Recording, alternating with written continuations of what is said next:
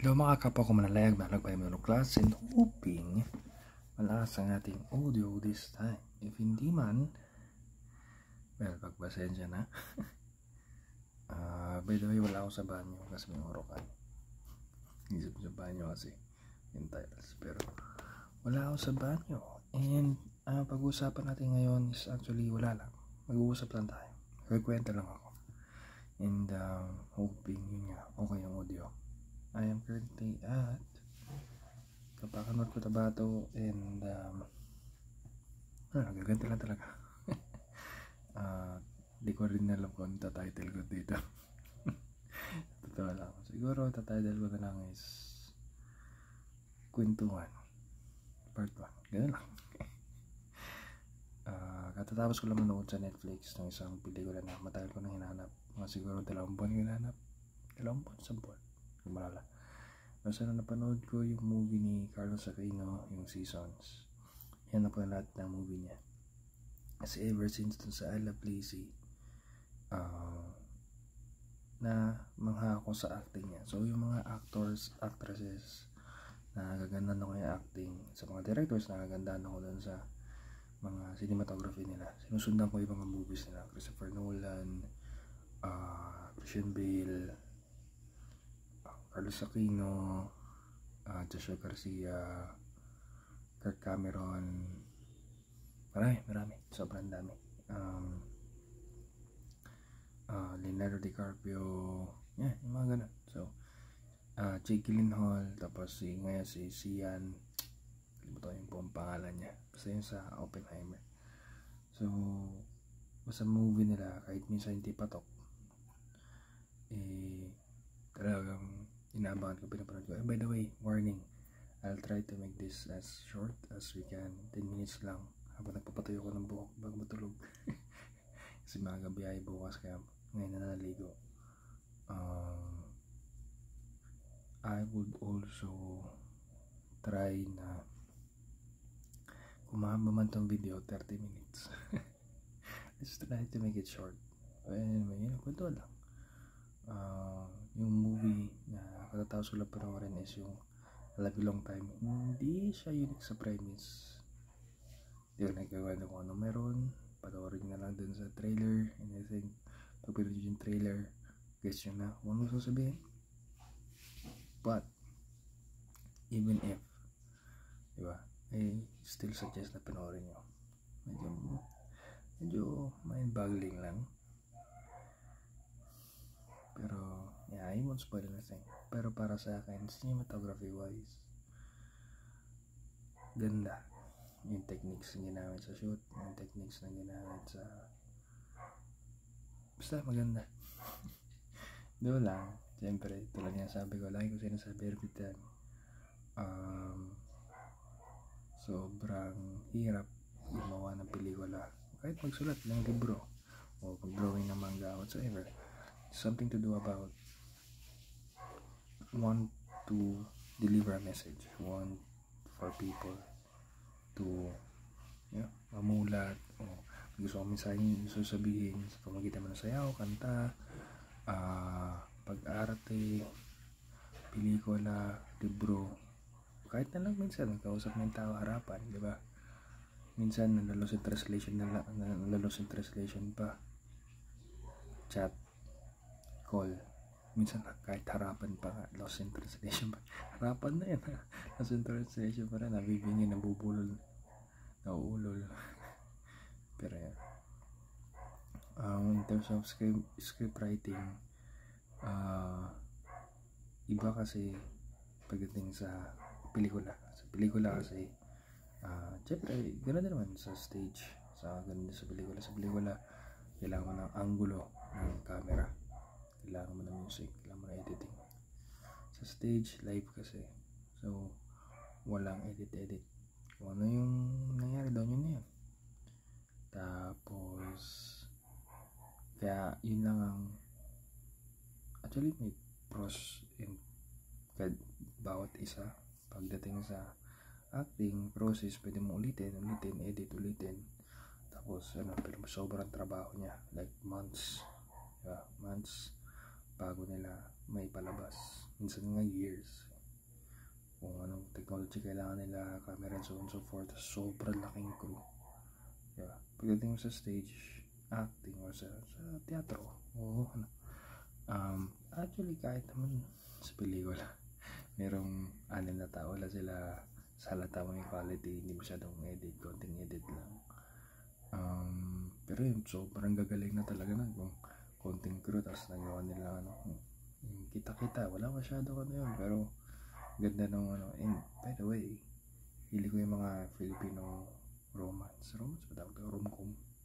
Hindi naman comedy, pero sa romance, kita-kita, mga pelikula ni John Lloyd, pelikula ni Sara Geronimo, sino pa ba? Marami. Ngayon parang kasi bago na yung ibang mga artista. Si Carlos Salinas na lang yung talagang luma na madalas ko nakikita, kaya na-curious panoorin yung mga pelikula niya. And yeah, magaling talaga siya. And kahit nung bata pa ako at bata pa siya, galing na talaga siya. And ilan 10 lang ata taon difference namin if not mistaken. Hindi ko na maalala kung ilang taon na siya. Basta ako matanda na ako. Tapos tawag ito niyan. So yun, it's a medium kasi gusto mo talagang tumatak yung message dun sa tao. Yung nga lang minsan lost in translation, ibang mensahe yung tumatatak, di yun yung para sa kanta lang, di ba? Nalaki December Avenue, sabi niya yung isang kanta na yung sila ni Moira, di ka dahil lang basta yun, yung sila ni Moira, ano daw ang tawag nito yan, happy song daw yun. Sabi ko sa'yo, sabi yung message, pero sa ibang parang ba't parang naging happy song? Pero nga, it's minsan lost in translation, diba sa pelikula, and minsan you really want to deliver the message, just want to make it right, na even if walang audience, basta importante, or less lang audience, like ilan sa mga movie ng Jake Gyllenhaal, konti lang nanonood, pero the message is sobrang ganda ng message. Pero dahil nga hindi siya mainstream, hindi siya pumatok, hindi siya blockbuster, hindi siya papanoorin karaniwan ng mga tao most of the times. Kasi karaniwan pinapanood ng mga tao yung sikat, yung trending. Pero tulad ng Marvel, madalas trending, pero hindi lahat ng pelikula nila maganda yung pagkagawa. Pero yun nga din, tulad ng sabi ko, importante yung message. Pero yun sa Guardians of the Galaxy 3, pasok yung message, kaya talagang hindi man siya sobrang sikat, pero maganda. And at marami pang iba.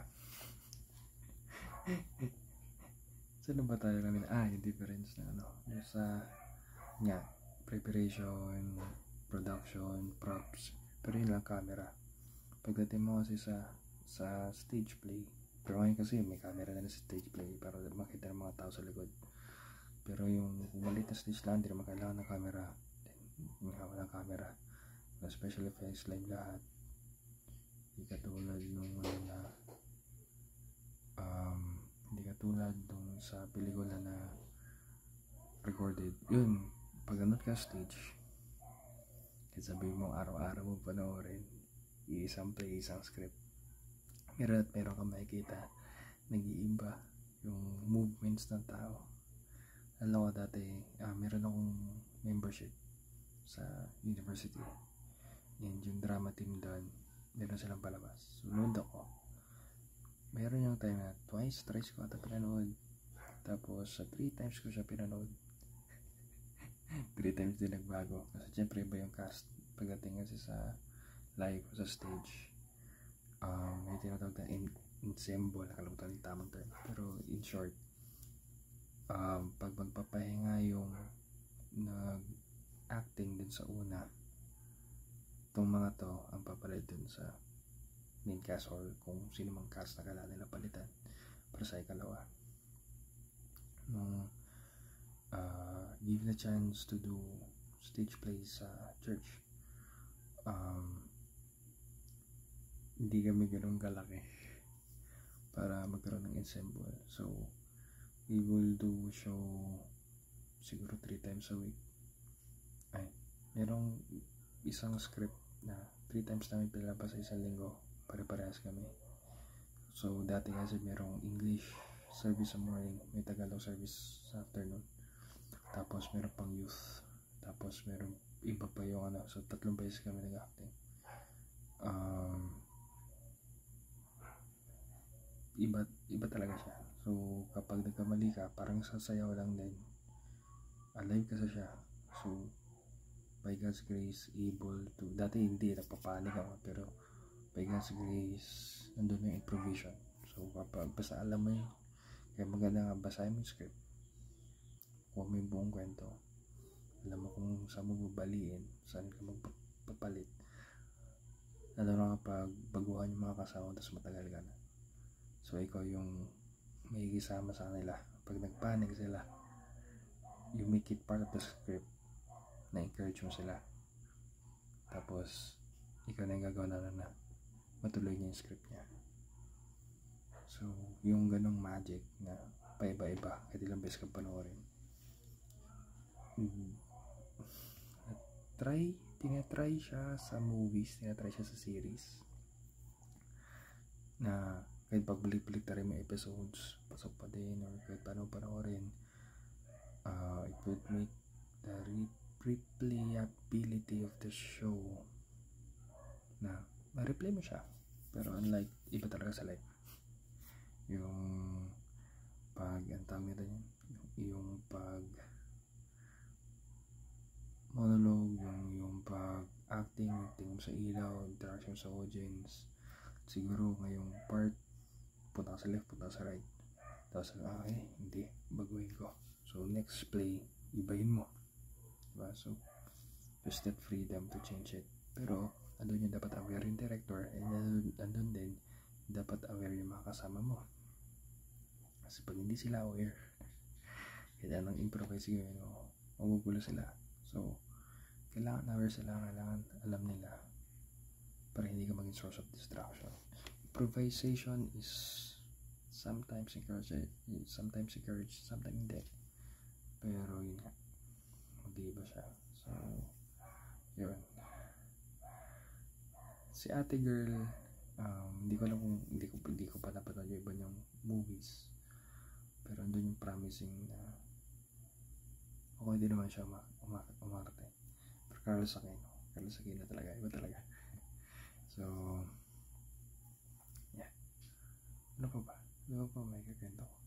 So yun, iba lang talaga sa stage, iba din yung talagang yung high-end na stage niya, iba din yung movie, iba din yung sa TV series para stage din kasi pwede lang baguhin yung kwento anytime, as kung paano mag-interact yung mga tao, lalo ngayon may social media. So paano mag-interact ang tao sa social media, kaya pang baguhin yung ending. Ganun sa TV series. So parang ano din, parang live na pwede ba iba. Naalala ko meron kami din play, ang alam ko may morning service and afternoon service pa rin din yun. Walang binigay na script, binigay lang sa outline lang. So parang yung movie ni Thor, hindi ko alam kung totoo talagang gano'n yung ginawa ni Coco Martin sa pelikula niya, ay sa Batang Quiapo. Pero ang alam ko is yung improvisation, bigyan na outline, ganun pala mag-grow ng character, ganun pala mag-ano. Kaya dun din papasok yung kailangan alam mo yung character mo. So most of the characters I played, hindi pa siguro ganun kasobrang laki tulad ng sa mga pelikula, o tulad ng sa mga talagang kailangan distinguish yung character. Hindi pa siguro, wala pa akong anong feedback so parang gano'n.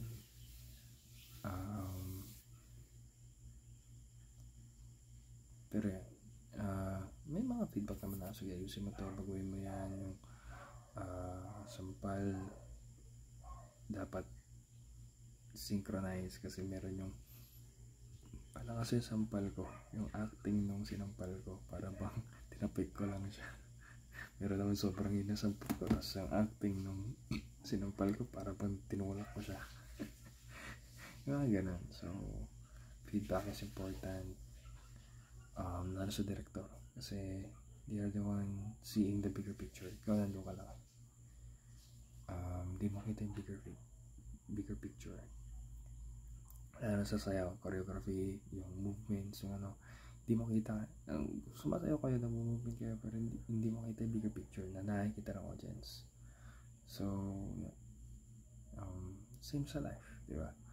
You really need to trust God, allow Him to move you, guide you, lead you, transform you, kasi mas nakikita niya yung bigger picture isa sa atin, and it's part of His story. Hindi natin alam bakit ganito, bakit ganyan. Pero na po naman si God, kasi nga in everyday life connected talaga si Lord. Yun yung something na nakakalimutan natin. He is the center of it all. May kanta pa nga yun, decision making mo and everything. Kaya kung siya yung sentro, yes, siya na rin nagsabi na it would be hard to live a life obeying Him in this world where normal na ang kasalanan, where we are making it as if okay lang, sige lang, gusto natin gray area, pero hindi kasi talaga situation. Baka sabi sila ng gray area sa situation na sa sinadya mo, sa hindi mo sinadya, sa mahababang topic, pero bottom line, believe na din everything. So yan lang, ito ka lang. Pero yun guys, if you have any topic na siya pagkwentuhan, you can make a part 2 Q&A. Bakit hindi? Diba? If mahina pa rin yung audio, comment down below. Gawa natin ang paraan. Pag uwi ko, tignan natin ang mga gawa natin. Pero habang dito sa Kabakan, medyo tis-tis muna tayo sa audio kasi wala tayong mic. And pansin nyo pag nasa Davao, may mic tayo nagamit. Hindi mic nagamit, maliit yung kwarto to the point na bumabounce yung sound. So malakas, kaya kong dito kasi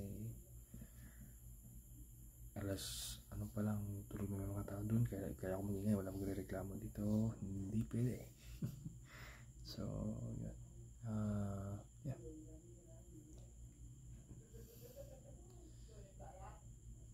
pag-arte, pagsulat script, it's my passion. In its scene, even style na paggawa ko ng video, walang edit, raw lang, kasi gusto ko talaga yung mensahe tumugos. But there's also part of me, by God's grace, na nagawa natin ng the goal is creativity, parang ginawa ng Narnia or Pilgrim's Progress, na they want to deliver the message but they make it entertaining. Pero yun lang din yung problema minsan, that the entertainment drowns the message. Sobrang dami special effects, sobrang ganda ng story, pero yung pinaka-message na gusto mong sabihin, nalunod na. So nalala ko before, I've promised what they call this podcast, nakalimutan na nung kasama ko. Hindi na natuloy-tuloy, busy siya sa love life niya, so hindi na natuloy. Meron namang isa pang podcast, hindi na rin natuloy, yung sabi ko gagawa ko ng video, yung learnings, pag-share, time to time may nasi-share ako learnings, from time to time may nasi-share ako mga sa Bible, pero hindi na talaga yung step down na one chapter, one lesson a day. But if you want me to continue with that, let's say, pero dun pa rin yung point na in every video that I make, I try to share testimony, share story, share learning. Kasi yun nga, tuloy yung sabi ko, bawat hinga, bawat segundo natin buhay, involve si Lord. Hindi lang pag linggo, hindi lang kapag magbabasa ka Biblia, dadasal ka, o Thursday or Saturday, every day, every moment of our life. Hindi lang kapag naalala mo siya, siya minisigan. Hindi lang kapag okay ka, okay pinagdaanan ka, pero everyday, every scenario, every moment. Tapos yeah, passion ko din talaga, kaya nga na-amaze ako kapag may mga bagong learnings. Pero I can say na camera is not my forte. I cannot say acting is my forte, pero hili ko yung acting. Script writing, I do write scripts, but I need people to revise it or give their opinion para ma-revise. Tapos dancing is another passion of mine, pero mas nangibabaw na yung acting. Pinakauna kong talent na discover is dancing. I was grade 2. Mas nauna yung actually no, hindi sing, dancing. Pero mas nag-deliver sa grade 4 na ako. Kaya ako pala sige. So doon ako na-addict sa sayaw. Singing, we tried when I was in kinder. Pero pumipiyok-piyok pa ako that time. Tapos, karaoke na. I tried choir, tried glee club, pero wala pumipiyok talaga. So, karaoke na lang hanggang sa, okay ka pala. Pero hanggang karaoke na talaga. Karaoke lang tayo. Tapos, dancing, sayaw, pero by God's grace, choreograph. Pero sabi ko talaga, God's grace na lang yun. Kasi, nung nahili ako ng sayaw before, di mo lang ako choreo. Takot ako. Pero nung nagsimula yung relationship ko kay God, simula, that's the time na I was given responsibilities sa dancing. Doon ko okay, kaya pala mag-choreo.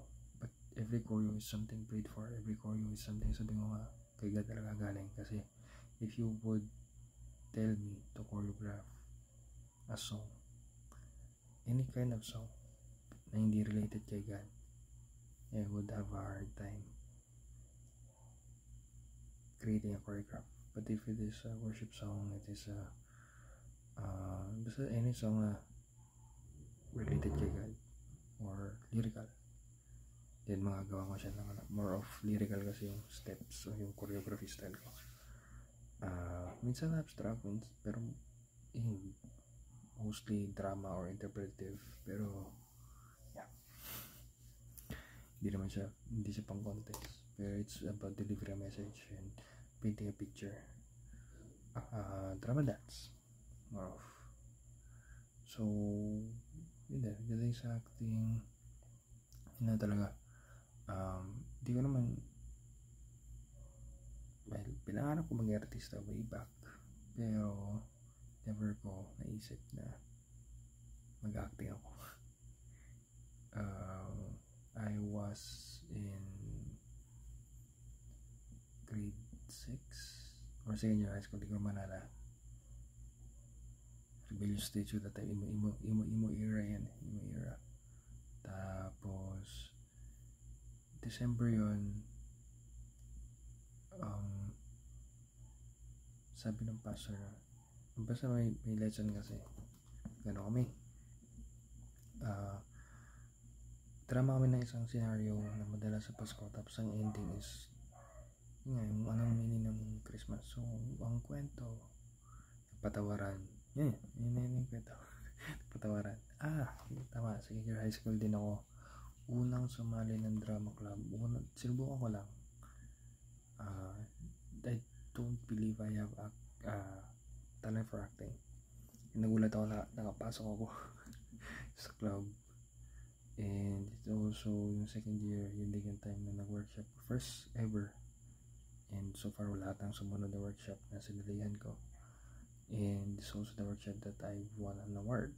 I would say ko anong award, pero nagulat din ako kasi hindi ko na-expect. Kasi mas may mga magagaling umakting sa akin, pero may nakita sila, hindi ko nakita.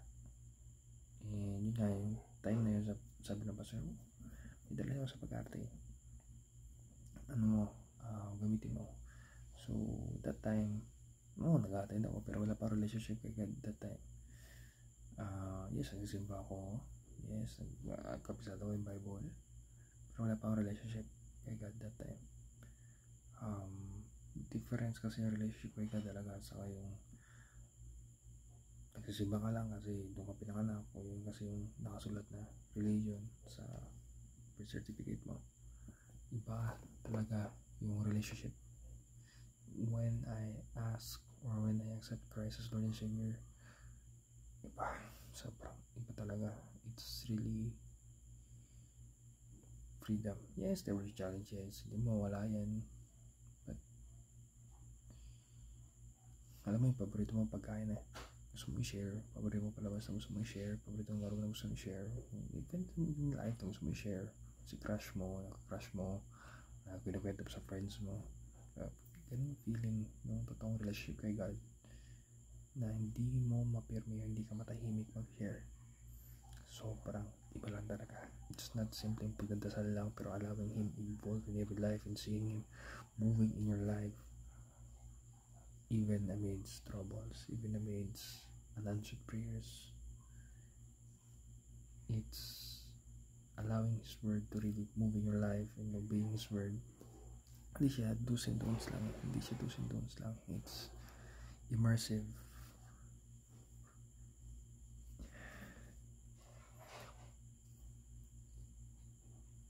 Naalala ko dati nung high school ako, and sabi ng religion teacher namin na sabi ni Lord ganito. So nagtanong yung kaklase ko pa, narinig mo si God? Pero sabi ni Lord ganito, ganon.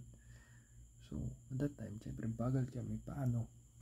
Pero nung nagkaroon ng relationship kay God, nakikipag-usap si God everyday through His word, through the people na mayroon din relationship sa kanya, sa pamagitan ng pastor, mga leaders, ganyan. And yes, they are not perfect.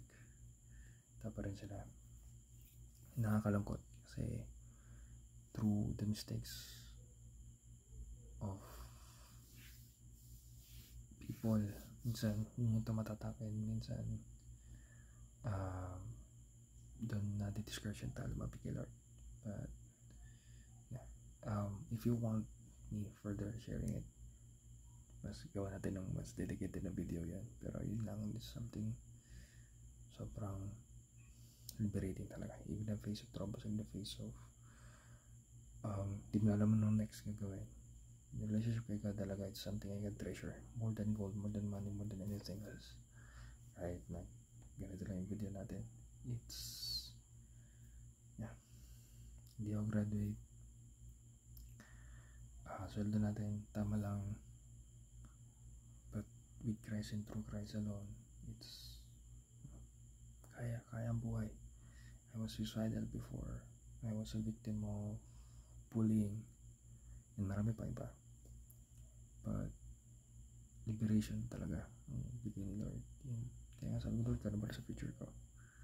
Lead me every step of the way, every day, sa mga teachings mo, patawad, patience, and so on. Even talents, hindi ko alam na marunong ako choreo, hindi ko alam na marunong ako scriptwriting, hindi ko alam na may passion pa ako for teaching, hindi ko alam na sa acting, di ba? Ito rin nga sabi ko kanina. So yun, type ko na sinabi. Magto 30 minutes na. So let's cut this here. If there's any topic na nabanggit ko gusto nyo tuloy, or may tanong lang kayo whatsoever, comment down below, and then pwede na tuloy next time. Let's make it short and masan na natin topic. Dito na lang 30 minutes na. Salamat sa pakipagpintuhan, and as always, go na go and grow na grow.